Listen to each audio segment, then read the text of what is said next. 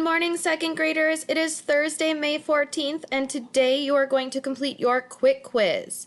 Your quick quiz today has problems that have the first two have a number line. Since we're not in school and we didn't go over that, I want you to change the horizontal equation into a vertical equation. So you're going to do 48, 31, make sure those numbers are lined up, equals and plus, and solve, and then put your answers in the box.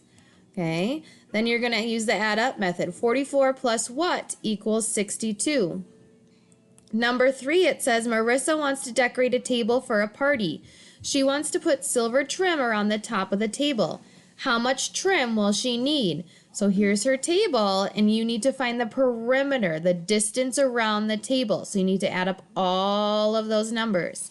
Number 4, a ribbon is 54 inches long. Grace uses 41 inches of the ribbon to make a gift. How much ribbon is left? So here you can use a math mountain. How much total ribbon did she have? She had 54.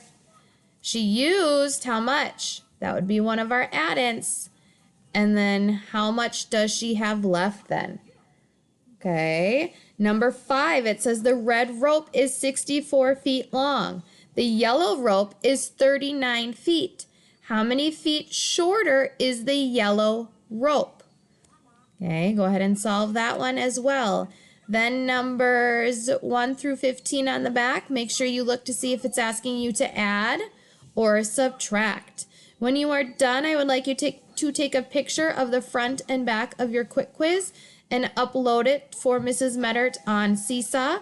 Or if you're in Miss Gove's homeroom, I would like you to take a picture of it and ask Mom and Dad to email it to Mrs. Meddert.